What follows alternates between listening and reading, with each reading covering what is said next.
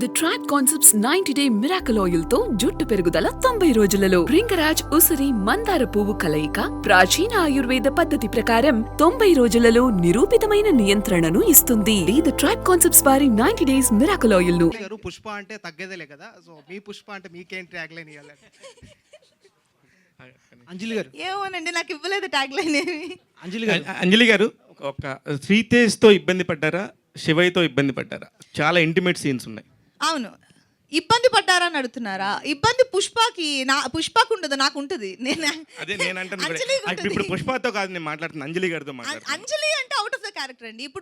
ఇప్పుడు నేను ఆ సీన్ చేస్తున్నప్పుడు నేను రవీంద్ర విజయ్తో చేసిన, మనోజ్ శ్రీతేజ్తో చేసిన, అంజలికి ఎప్పుడు ఎందుకంటే ఒక 100 మంది జనం మధ్యలో ఒక కనీసం 20 మంది సెట్లో ఉంటారు అలాంటి సీన్స్ చేస్తున్నప్పుడు. అది ఖచ్చితంగా ఏ యాక్టర్ కన్నా, ఫీమేల్ యాక్టర్ కన్నా, మేల్ యాక్టర్ కన్నా ఇబ్బంది. ఈవెన్ రవీంద్ర విజయ్ గారికి కూడా ఇబ్బందిగానే ఉండింది.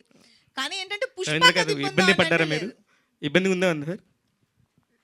ఇలాంటి సీన్స్ చేయడం అందరికీ చాలా ఇబ్బంది. అది చూడటానికి it might be titillating, but it has to be handle sensitively. And ఇప్పుడు కన్సెంట్ అని ఒకటి ఉంటుంది.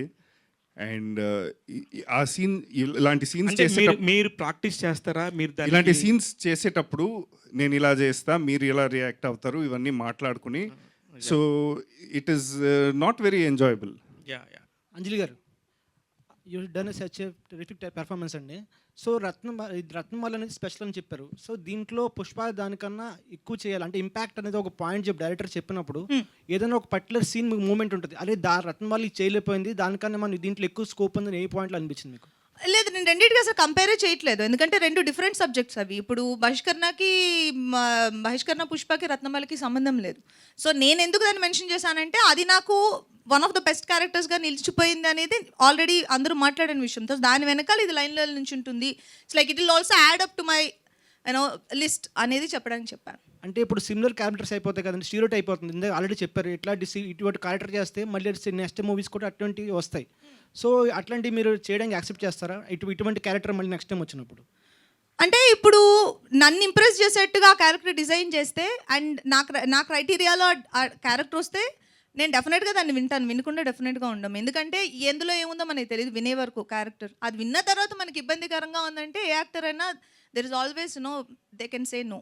సో అంటే ఇప్పుడు అంజలి గారి దగ్గర నుంచి మనం గంగూబాయ్ లాంటి క్యారెక్టర్ ఎక్స్పెక్ట్ చేయొచ్చా అప్కమింగ్ మూవీస్లో? రాస్తే డెఫినెట్గా చేద్దామండి, ఎవరు చేయరు. నాకు more than happy to do such roles.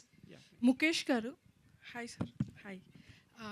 Editing wise చూస్తే, అంటే నేను సిరీస్ మొత్తం చూశాను, ఆల్ 6 episodes. ఎడిటింగ్ వైజ్ చూస్తే ఇది మూవీగా ఇంకా ఇంపాక్ట్ఫుల్గా ఉంటుందేమో అనిపించింది నాకు. What do you think? ఎందుకు సిరీస్ ఆప్ట్ చేశారు?